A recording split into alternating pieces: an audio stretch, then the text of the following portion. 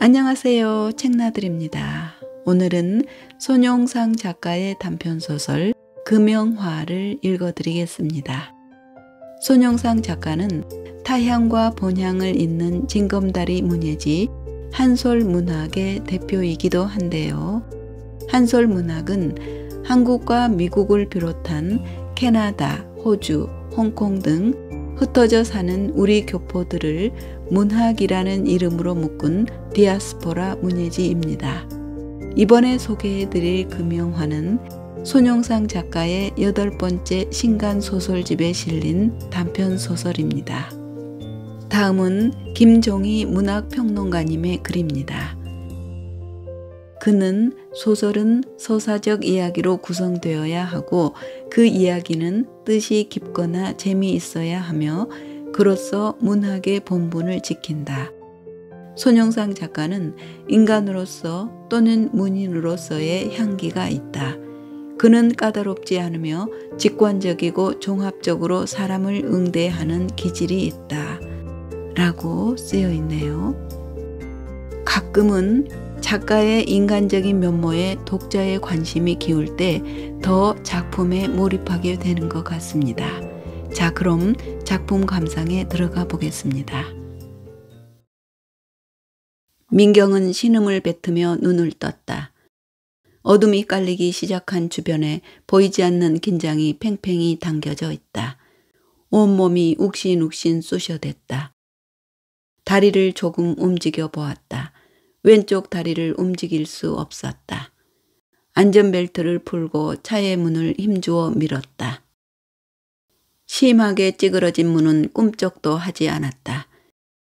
그녀는 깨진 차창 밖으로 목을 빼내어 두리번거리며 계곡의 위를 올려보았다.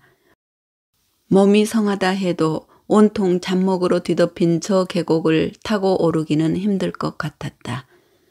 어디선가 산짐승의 울음소리가 들려왔다. 밤이 되자 바람은 더욱 사납게 불었다. 나뭇가지가 바람에 미친 듯이 휘청거렸다. 민경은 체온을 잃지 않기 위해 몸을 한껏 웅크렸다. 어느 순간 참을 수 없이 졸음이 밀려왔다. 정신이 점차 혼미해져 갔다. 얼마나 지났을까? 심한 갈증에 잠이 깨었다. 두 팔로 가슴을 감싸 안았다. 다시 잠이 밀려왔다. 지난 밤처럼 잠들면 몸이 얼어버릴 거라는 걱정도 들지 않았다. 잠이 들면 오한도 저 바람소리도 들리지 않을 것이므로 민경은 몸이 이끄는 대로 따라갔다. 그 끝에 죽음이 있다고 해도 어쩔 수 없는 일이었다. 이봐요, 괜찮아요? 정신 차려봐요. 누군가 민경의 팔을 거칠게 잡아 끌며 다급하게 소리를 질렀다. 바람에 흔들리는 숲속 나무 위에 이름 모를 자줏빛 새 한 마리가 막 날개를 접고 앉는 모습이 눈에 들어왔다. 그녀가 그쪽을 향해 막 손을 뻗으려는 순간 자줏빛 새는 누군가의 외침 소리에 놀란 듯 황급히 날개를 팔랑거리며 하늘로 날아올랐다. 낯선 남자의 목소리가 귓전에서 꿀렁꿀렁 파장을 일으켰다. 마치 얼어붙은 강을 뚫고 흐르는 물소리 같았다. 민경은 천천히 눈을 떴다. 푸르스름한 안개 속에서 한 남자의 모습이 점차 또렷한 형상으로 떠오르고 있었다. 이쪽으로 나를 꼭 붙잡아요. 한국말이었다. 민경의 동공이 소리가 나는 쪽을 향해 한껏 부풀었다. 한 남자가 차창 안으로 팔을 뻗어 온통 얼굴이 피범벅이 느껴지는 그녀에게 손을 내밀고 있었다. 조금만 참아요. 남자가 잡아 끄는 대로 민경은 몸을 움직여 갔다. 몸이 조금씩 차 밖으로 빠져나가고 있었다. 움직일 때마다 입에선 신음이 터졌다. 조금만 더요. 자, 조금만 더. 남자가 외쳤다. 드디어 몸이 차 밖으로 빠져나오자마자 쓰러지려는 민경을 남자가 얼른 부둥켜 안았다. 제 등에 업혀요. 남자가 등을 내밀었다. 민경이 본능적으로 잠깐 망설였다. 업혀요. 어서. 돌아보니 계곡으로 굴러떨어진 차체는 형체를 분간할 수 없을 정도로 구겨져 있었다. 남자가 명령했고 민경은 명령을 거부할 수 없었다. 낯선 남자의 등에 업혔다는 사실이 아픈 다리를 끌고 걷는 일보다 불편했다. 그러나 남자는 민경의 그따위 사소한 생각은 아랑곳 없이 성큼성큼 걸음을 내디뎠다. 그에게는 익숙한 곳인 것 같았다. 한참 후 거친 숨을 몰아쉬던 그 앞에 통나무집 한 채가 나타났다. 민경을 업은 채 남자가 문을 열었다. 그리곤 조심스럽게 침대로 데려가 그녀를 눕혔다. 민경이 잠에서 깨어났을 때 낯선 남자가 그녀를 지켜보고 있었다.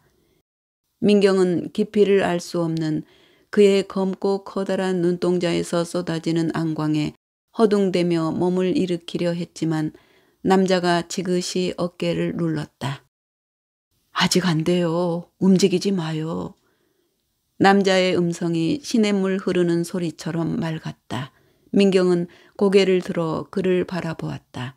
남자의 모습이 또렷이 눈에 들어왔다. 외줄기 나무처럼 고집스러워 보이는 얼굴이었다. 동굴처럼 검게 패인 남자의 눈을 바라보며 민경이 가늘게 물었다. 여기 어디예요? 아, 제 산장입니다. 그만하기 정말 다행이에요. 그만하기 다행? 그랬다. 적절한 표현이었다. 살아있는 것이 기적일 것이다. 그녀는 그렇게 중얼거리며 차가 구르던 순간을 기억해내었다. 해발 8,000피트가 넘는 로키의 산봉우리들은 마치 늙은이 팔뚝에 솟은 힘줄처럼 불뚝불뚝 솟아 있었다. 오랜 세월을 버텨서 낡고 헐겁게 보였지만 그래도 그 속을 흐르는 핏줄은 골고루 잘 닦여져 있었다. 그러다 갑자기 피어오른 짙은 안개가 산허리를 감싸기 시작했다. 순간 한치 앞도 내다볼 수 없었다. 그녀는 속도를 줄이고 가다가 또는 차를 멈추곤 했다. 그렇게 한참이 지난 후에야 봉우리들이 운무에 잠긴 다도해의 섬처럼 다시 점점이 모습을 드러내기 시작했었다. 안개 때문에 시간이 지체되어 조바심이 일었다. 그녀는 긴장을 풀고 조금씩 주행 속도를 올렸다. 해가 지기 전 빨리 산 정상을 벗어나야 되겠다는 강박관념이었다. 꾸불꾸불 산허리길은 멀미가 날 정도였지만 어쩔 수가 없었다. 민경은 자기도 모르게 우측 다리에 힘을 주었다. 옛날에도 두어 번 차를 몰고 다니던 곳이었기에 때문에 그녀는 잠시 방심했던 것 같았다. 그러다 또 하나의 구부러진 길을 만났을 때였다. 바윗덩어리 하나가 불쑥 눈앞에 나타났다. 골짜기에서 굴러떨어졌을 것이었다. 안개보다 짙은 공포에 민경은 본능적으로 핸들부터 꺾었다. 차가 심하게 비틀거렸다. 그리고 날고 구르며 정신을 잃었다. 남자가 물수건으로 민경의 다친 부위를 닦고 목초액 같은 약을 발라주었다. 이상한 건 잠시 더 쓰린 듯하다 이내 통증이 사라지는 것 같다. 기대고 싶은 마음이 더해서일까 뭔가 모르게 안정이 느껴졌다. 아... 남자가 갑자기 창밖을 내다보며 짧게 외쳤다. 그 소리에 민경은 고개를 돌려 창밖을 내다보았다. 잿빛 하늘에서 바람이 세차게 일며 마치 한방눈이 내리듯 나뭇잎들이 펄펄 난무하고 있었다. 눈이 올 것 같아요. 팔짱을 낀 채 한참 동안 바깥을 내다보던 남자가 돌아서며 걱정스럽게 말했다. 남자는 한숨을 푹 내쉬더니 민경이 누워있는 침대 발치에 걸터 앉았다. 그 아래로 꼼지락거리는 그의 발가락 움직임이 생경하게 느껴졌다. 눈이 내리기 시작하면 3, 4월까지 꼼짝할 수 없어요. 교통이 차단되거든요. 그렇게 오래요? 걸어갈 길은 없을까요? 민경의 목소리가 미세하게 진동했다. 그 다리로는 안 돼요. 차 속에 휴대전화가 있어요. 쓸모없어요. 터지질 않거든요. 그럼 응급대엔 어떻게 해요? 민경은 가슴이 탁 막히는 것 같았다. 라디오 통신기가 있긴 하지만 고장났어요. 아, 죽어도 아무도 모르겠구나.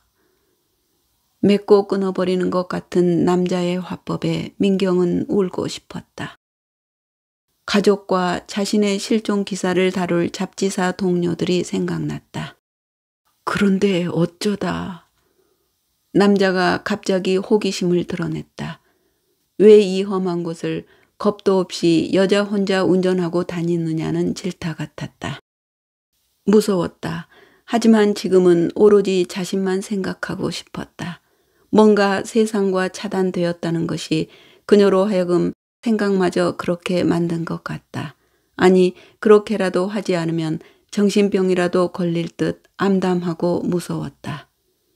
그래, 이왕 이렇게 된 거 잊자. 오늘은 오늘 일만 생각하자.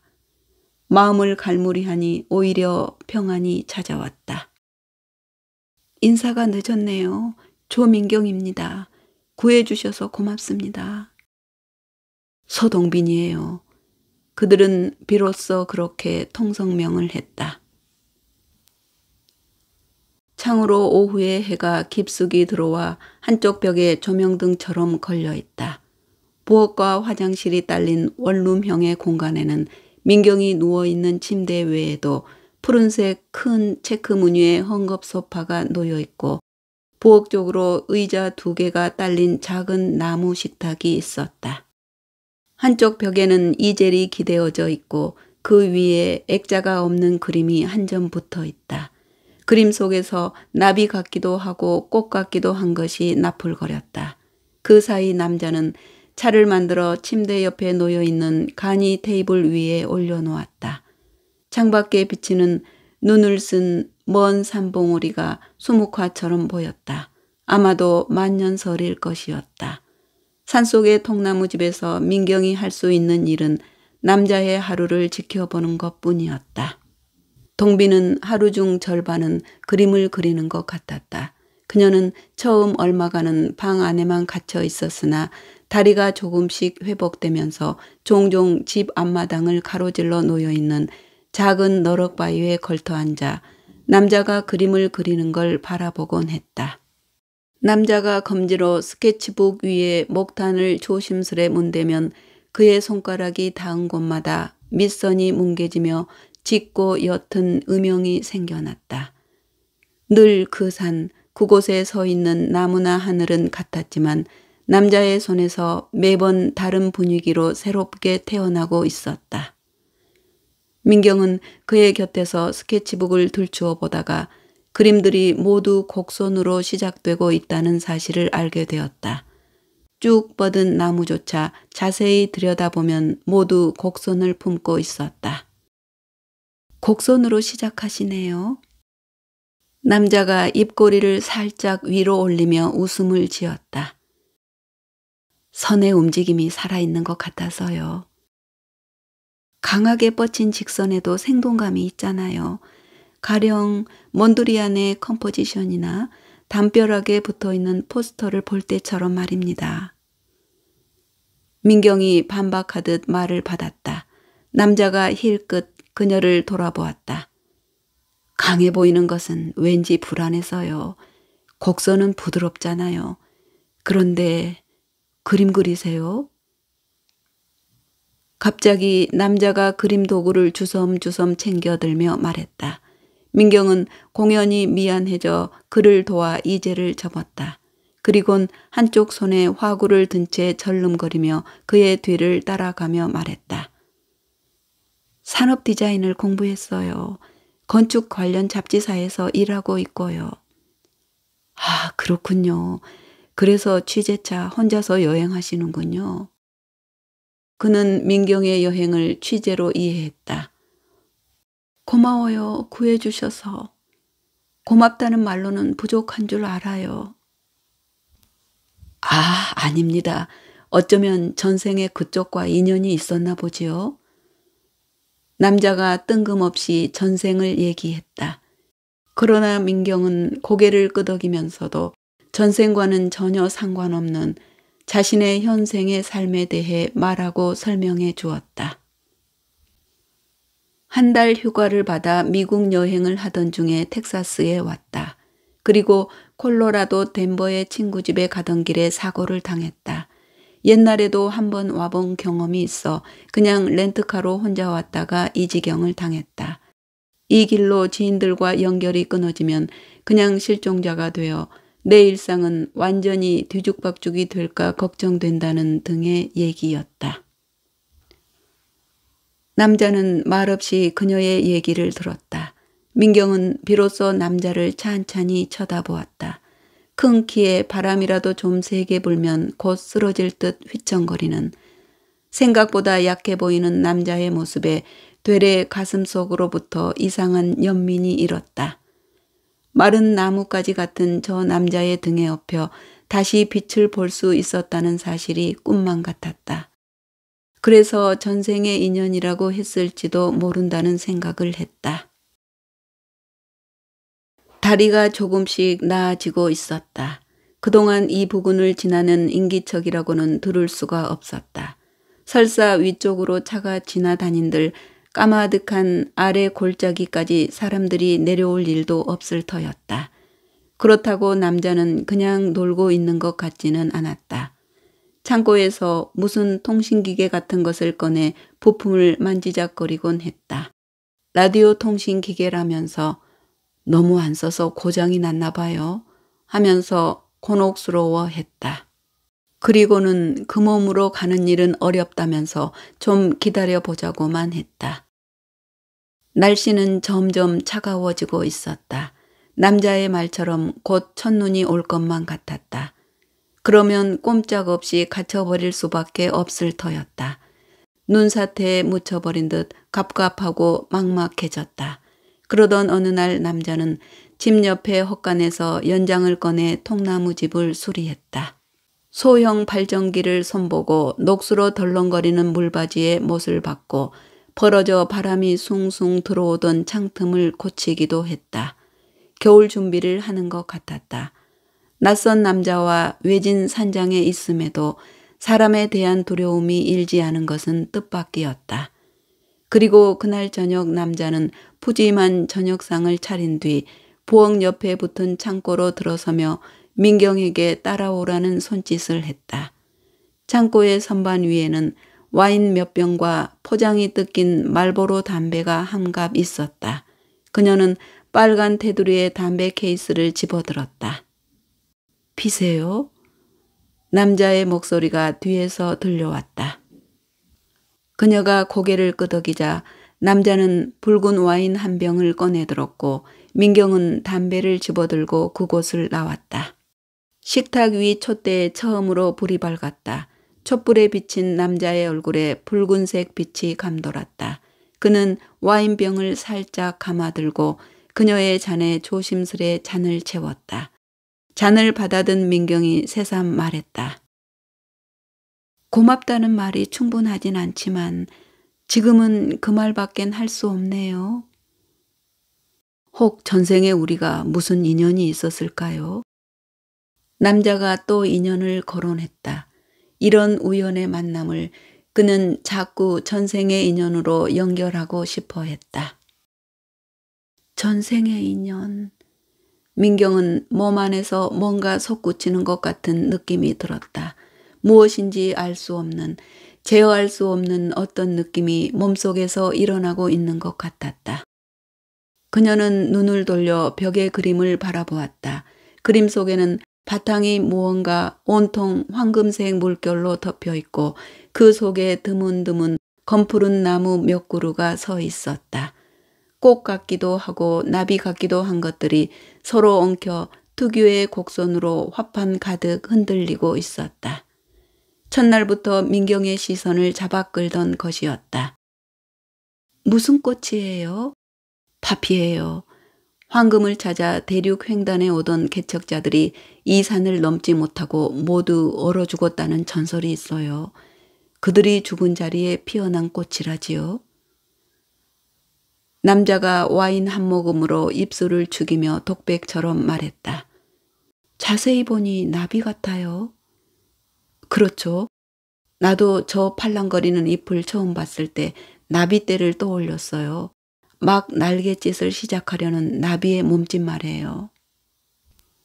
취기가 근실근실 올라왔다. 얼굴이 달아오르는 것을 느꼈을 때 그가 말했다. 나비 나랫짓엔 숨어있는 뜻이 있다고 하지요. 자유 같은 것 아닌가요? 민경이 말했다. 일반적인 개념의 자유와는 조금 다르죠. 책임을 동반하지 않은 자유거든요. 그래서 조금 위험하기도 하고요. 위험한 자유. 그런데 저 그림은 직접 그리신 건가요? 민경이 그림에서 눈을 떼며 물었다. 미대 교수인 이모에게 그림을 배웠어요. 처음 이 산을 내려오다가 파피꽃이 지천으로 피어있는 언덕을 보았어요. 처음엔 믿을 수가 없었죠. 이런 골짜기 땅에 그렇게 많은 꽃이 피어날 수 있다는 게 말이에요. 그 꽃잎이 마치 나비처럼 팔랑거리는 것을 본 순간 알 수 없는 희열이 올랐어요. 그때부터 환생을 믿게 되었죠. 파피꽃으로 환생? 그녀가 중얼거리자 남자가 마치 술이 오르는 듯 어지러이 눈을 깜빡이며 고개를 끄덕였다. 겨울로 가는 산속에서의 밤은 일찍 찾아왔다. 그들은 저녁을 먹은 후 나머지 와인병을 들고 벽난로 앞에 있는 작은 소파로 자리를 옮겨 앉았다. 벽난로에서는 주홍색의 불꽃이 활활 타올랐고 취기가 조금 오른 민경의 얼굴도 발그레 달아올랐다. 그녀는 남자가 궁금해졌다. 사랑을 해본 적이 있나요? 민경이 물었다. 남자는 한참을 말없이 그녀의 눈만 응시하고 있다가 입을 열었다. 사랑? 글쎄, 초점 안 맞은 사진처럼 희미해요. 누군가 내 귓가에 속삭였던 것 같고 나도 그런 말을 누군가에게 고백했던 것도 같은 가끔 내가 뱉어냈던 말들 그리고 그냥 공기 중에 떠돌던 그것들이 사랑이었나 싶은. 남자의 시선과 민경의 시선이 마주쳤다.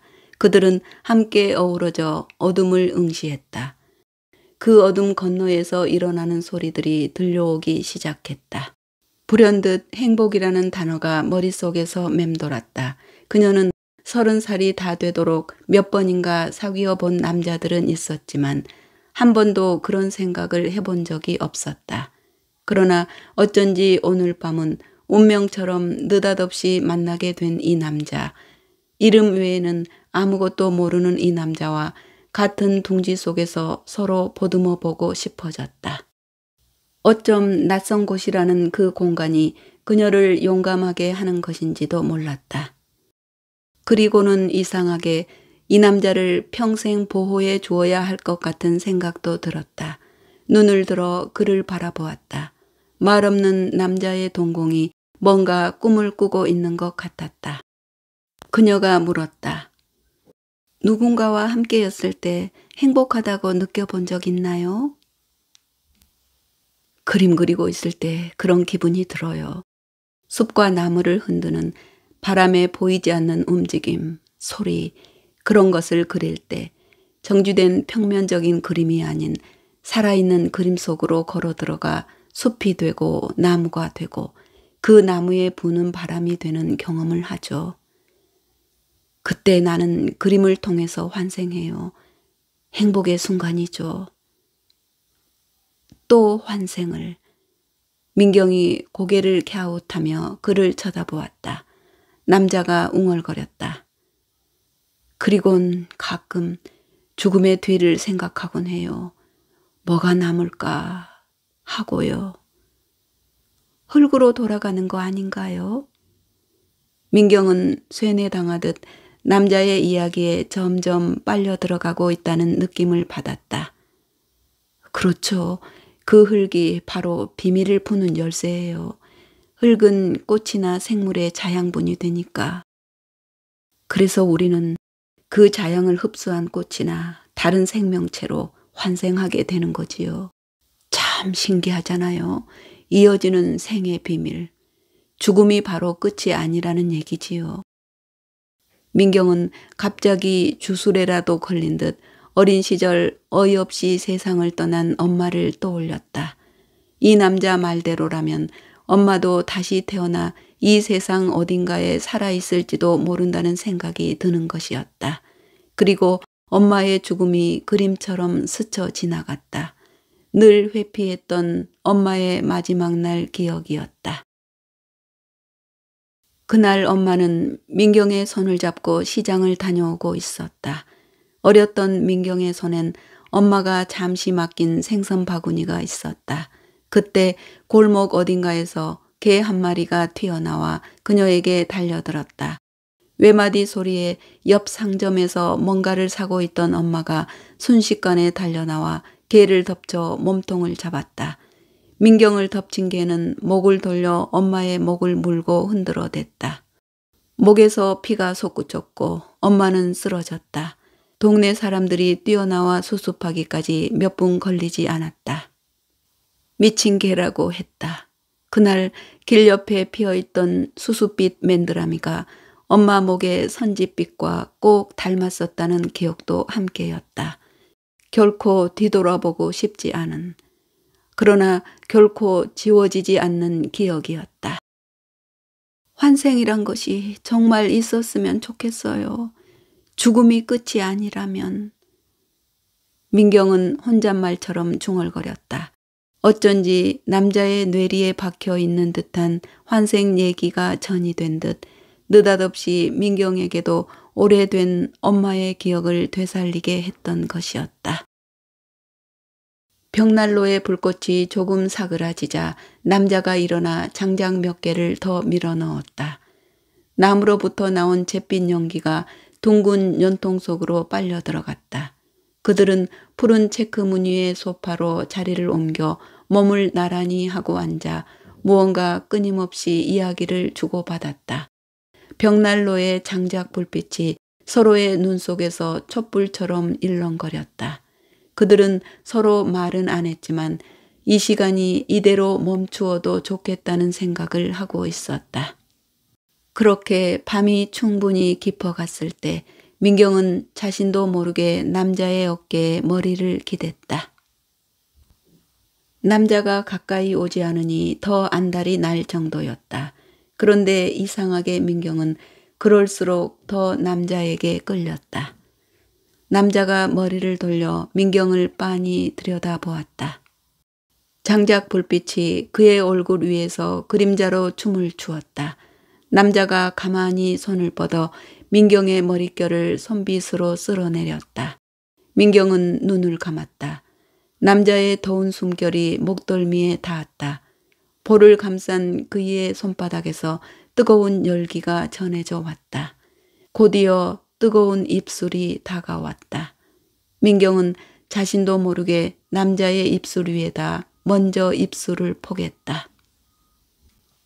사방은 고요했다. 다만 창으로 달빛이 넘어와 일렁이고 있었다. 뜨겁게 달구어진 남자가 거친 숨소리를 내쉬며 민경을 탐닉하다가 어느 순간 몸을 떼었다. 그리곤 소파에서 떨어져 앉았다. 특히 연유를 알 수는 없었지만 그는 자신을 시험하는 것 같았다.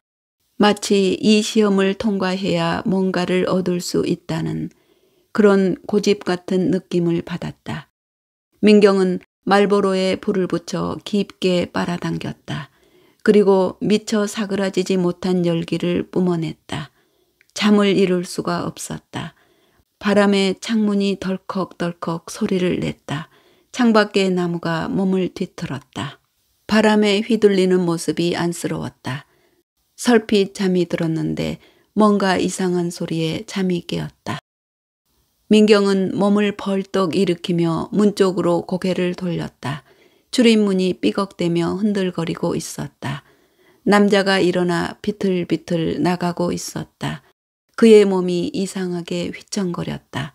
민경은 순간 왠지 한 줄기 공포를 느끼며 다급하게 일어나 앉았다.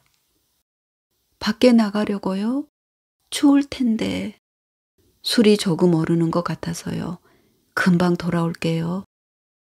남자는 급히 몸을 일으켜 바깥으로 뛰어나갔다. 그리고 문 닫히는 소리가 났다. 민경은 화장실에 볼일 보러 갔으려니 하며 소파 등걸에 있던 얇은 담요를 어깨에 둘렀다. 그리곤 잔에 반쯤 남아있는 와인을 한꺼번에 모두 마셔버렸다. 알 수 없는 갈증에 몸이 타는 것 같았다. 벽난로의 불길이 점점 사그라지고 있었다. 민경은 하얗게 재가 되어가는 나무를 바라보다가 장작 몇 개를 더 벽난로 속으로 집어넣은 뒤 남자를 찾아 앞마당으로 나왔다. 어둠 탓에 그의 모습은 얼른 찾을 수 없었다. 민경은 나지막하게 남자의 이름을 불렀다. 마른 나뭇가지들의 서로 부딪는 소리가 을씨년스러웠다. 2번, 3번 목소리를 키워 불렀다. 구름을 벗어난 달이 뜨락 한 구석에서 빛으로 멈췄다. 짐승 같기도 하고 사람 같기도 한 형체가 그 빛 속에 몸을 뒤틀고 있었다. 통빈 씨! 학창시절 교실 바닥에 쓰러져 거품을 물고 쓰러져 있던 친구의 모습이 찰나에 떠올랐다. 섬뜩한 느낌보다 몸이 먼저 반응했다. 대뜸 남자를 부둥켜 안았다. 남자가 민경의 품에서 몸을 틀었다. 얼마간의 시간이 흘렀을 때 격하던 남자의 마른 어깨가 조금씩 잠잠해지기 시작했다. 흐트러진 머리칼 틈으로 보이는 그의 검은 눈동자는 물기를 담고 있었다. 달빛에 눈이 부시다는 듯 남자는 눈을 감고 있었다. 민경은 그의 어깨를 와락 끌어당겨 안았다. 남자의 셔츠가 축축했다. 눈을 감은 그는 민경의 품에서 다친 짐승 같았다. 민경은 오랫동안 남자를 안고 있었다. 골짜기의 아침이 밝아왔다. 어딘가에서 짐승 우는 소리가 들렸다. 민경은 부엌을 뒤져 클램 차우더 캔을 열어 스프를 만들고 소파에서 다시 잠든 남자를 깨웠다. 잠에서 깨어난 그의 입술이 마른 빵 껍질처럼 포풀하게 져 있다. 그는 흐트러진 머리칼을 쓸어 넘기며 순순히 식탁으로 와서 앉아 스프를 몇 번인가 떠먹고는 식욕이 없는 듯 냅킨으로 입을 닦았다. 보이지 않는 엷은 긴장이 민경과 남자 사이에 당겨졌다. 어색해진 민경이 공연히 화난 목소리로 먼저 말을 꺼냈다. 왜 이런 데 혼자 와 있어요? 가족은요? 그녀의 말에 남자는 시선을 식탁의 사각진 모서리에 고정시켰다. 다 돌아가셨어요. 남자는 민경과 시선을 어긋나게 두며 말했다. 원하지 않았음에도 다 드러내고야만 민망해하는 사람의 표정이었다.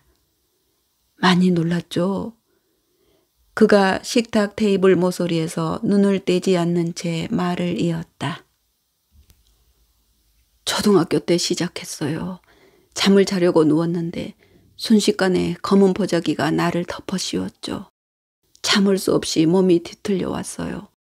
뇌파 검사를 했는데 기형 핏줄이 있다고 했어요. 뇌 속에요. 워낙 예민한 곳이라 수술도 못하고 줄곧 약을 먹었죠. 약을 먹어도 가끔 발작이 올 때가 있어요. 민경은 말없이 남자의 손을 끌어쥐었다. 남자가 고개를 돌려 그녀를 바라보았다. 그러나 바라는 보지만 그 속에 상대의 모습이 고여있지 않은 것처럼 보였다. 애써 외면하려고 하는, 피하려는 눈길이었다. 남자는 그에게만 보이는, 민경에게는 보이지 않는 그 어떤 곳을 주시하고 있는 것 같았다. 골짜기에서는 알 수 없는 야생동물의 소리, 바람결에 쉴 새 없이 수렁거리는 이파리들의 속삭임, 나뭇가지들의 살부딛는 신음이 쉴 새 없이 들려왔다. 남자는 그만의 깊은 동굴로 빠져든 것처럼 보였고 민경은 그런 그를 한동안 지켜보고 있었다. 이윽고 남자가 다시 얼굴을 돌렸다. 그리고 그녀를 향해 어색한 미소를 지어 보였다. 민경은 남자를 위해 위로해 줄 마땅한 말이 떠오르지 않았다. 그냥 하고 싶은 대로 뱉어낼 수밖엔 없었다. 이런 산속에서 어쩌자고 혼자서.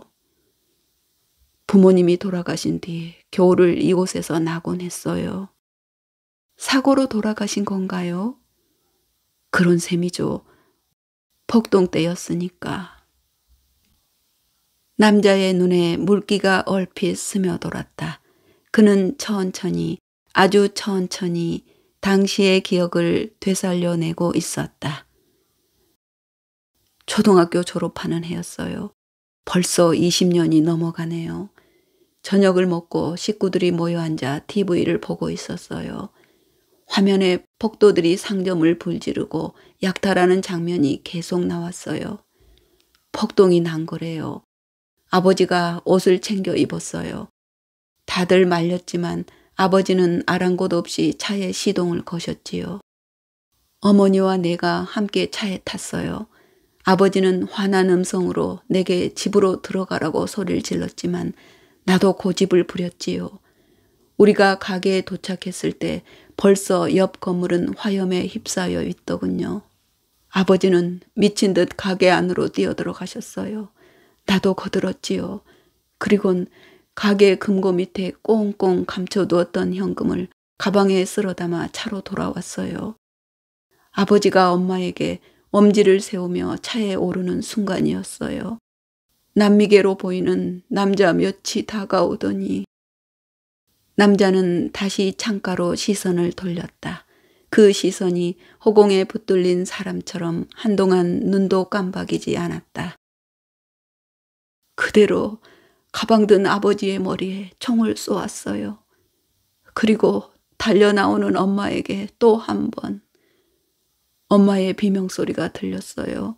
그들은 거의 초주검이 된 어린 나를 보고는 잠깐 저희들끼리 뭐라고 수군대다가 아버지의 가방만 챙겨들고 사라졌어요. 쓰러진 아버지의 눈 한쪽에 검붉은 피가 푹푹 솟아올랐어요. 그것으로 모두 끝이었어요. 민경은 남자의 어깨를 감싸 안았다.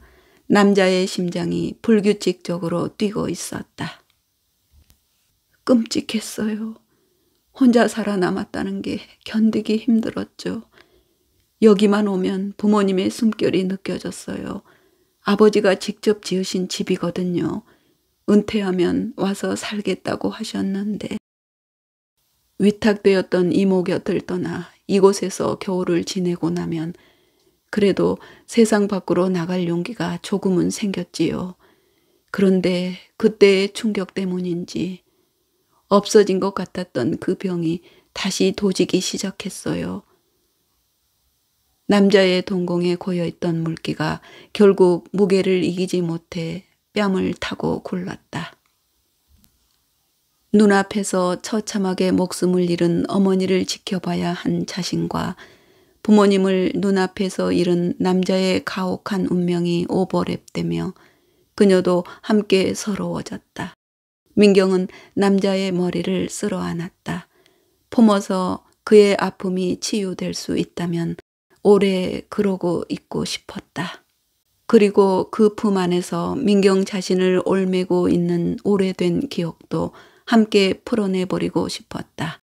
남자가 뚜벅 말했다. 놀라게 정말 미안해요. 민경은 뭔가 대답을 해야 한다는 생각보다는 속에서 더운 무엇이 넘치며 일렁거림을 느꼈다. 그것은 용암일까? 두려움을 다 녹여버릴 더운 기운, 오래 그를 품고 싶은 마음이었다. 용암이 식어 황금빛으로 다시 태어난 파피꽃이 한꺼번에 자신의 가슴에서 만개하는 것 같은 느낌이었다. 희망일 것이었다. 파피꽃의 꽃말이라고 했다. 민경이 불쑥 내뱉었다. 나 여기서 겨울을 날 거예요. 황금빛 금영화가 피는 걸 볼 거예요. 황금빛의 파피, 금영화가 피는 거. 중얼거리던 남자가 갑자기 놀란 듯 눈을 둥그렇게 뜨며 민경에게 대들듯 말했다. 그거 여기가 어딘지 알고나 하는 말이에요? 민경의 팔이 그의 어깨를 지그시 눌러 다시 눕혔다. 산을 넘다가 모두 얼어 죽었다면서요. 하지만 골짜기에서는 금영화가 지천이라면서요. 우리도 피는 거예요. 꽃으로 함께 살면서 환생해요. 그녀는 남자의 눈 속으로 들어갔다. 그의 눈 속에는 놀라움과 더불어 많은 질문이 쏟아지려 했다. 민경이 그의 입술을 눌렀다. 지금 뭘 물으려 하지 말아요. 다 대답할 수도 없어요. 그러나 하나는 분명해요. 당신과 함께 여기서 겨울을 날 것이다. 금영화 피는 것을 봐야겠다는 것. 그 다음 일은 그때 가서 해요. 남자는 도무지 어안이 벙벙하다는 표정으로 아무 말 없이 그저 민경을 쏘듯이 바라만 보고 있었다. 민경도 그를 향해 눈길을 겨눴다. 두 눈길이 서로의 눈 속에서 시렸다. 오래 버티던 남자가 마침내 먼저 눈길을 접었다. 그의 눈에서 글썽이던 물기가 눈꼬리를 지나 다시 소리 없이 뺨을 타고 흘렀다. 민경은 가만히 남자의 가슴에다 얼굴을 묻었다. 그녀의 가슴도 쿨렁쿨렁 요동치기 시작했다. 몸을 회복하자 남자는 헛간부터 찾았다.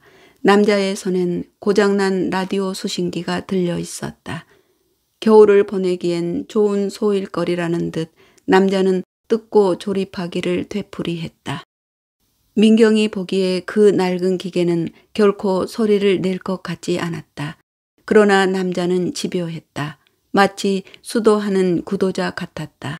장난감 조립에 몰두한 어린아이 같기도 했다. 아무 근심도 없는. 아무리 나쁜 기억을 두지 않은 아무런 아픔이 없는 지극히 맑은 표정이었다. 마치 겨울이 더 오기 전에 소리를 만들어내야 한다는 누군가의 명령이라도 받은 듯 며칠 밤낮을 매달렸다. 그러다 마침내 소리가 잡혔다. 지지, 삐삐삐. 녹슬고 병들었던 라디오 무선 시스템이 말문을 터뜨린 것이었다. 민경이는 부엌에서 일을 하다가 그 소리를 들었다. 민경 씨? 하고 남자가 큰 소리로 그녀를 불렀다. 남자의 얼굴에 웃음꽃이 폈다. 환희의 미소가 퍼져 있었다. 그러나 그것도 잠시였다. 그는 이내 입을 다문 채 작동을 시작한 수신기를 바라보며 잠깐 얼굴이 어두워졌다. 어쩐지 쓸쓸해 보이는 표정이었다. 민경은 이내 알았다. 수신기의 작동이 무엇을 의미하며 희열의 미소를 보이던 그의 얼굴이 왜 금방 쓸쓸한 표정으로 변하고 있는지를. 세상과 다시 연결된다는 것이 무엇을 의미하는지도. 하지만 민경은 확신이 들었다. 그건 고립이 사랑을 싹트게 한 것만은 아니었다고. 이 안에서 단둘이 있어서 그런 건 아니라고. 민경은 잠시 그 어떤 형언하기 힘든 자신의 신념에 휩싸여 희열에 들뜬 기분이었다. 민경이 남자를 내다보며 외치듯 말했다. 이봐요, 날 보내려 하지 마요. 난 겨울 나고 금영화 피면 당신과 함께 갈 거예요. 민경 씨. 무슨 고집이냐는 듯, 그리고 한편으로는 그렇게 말해줘 고마움이 스민 것 같은 그의 목소리가 메아리로 다시 되돌아왔다. 그것은 세상과 동떨어진 외딴 세계에 이제야 외계에서 잡히는 우리는 새로 태어날 수 있다는 환생의 주파수 같았다. 네, 이야기는 여기까지인데요. 현재의 삶을 이어가고 싶을 때 우리는 환생을 꿈꾸고 그렇게 믿음으로써 유한성에 대한 안도를 하지요. 작품 속 두 사람은 현세에서 연인이 되기로 약속하는 환생의 주파수라는 말이 참 신선합니다. 그리고 무거운 주제임에도 불구하고 가볍지 않으면서도 산뜻한 마무리여서 저절로 유쾌해지는 작품이었습니다. 네, 여러분 오늘도 긴 시간 함께 해주셔서 고맙습니다.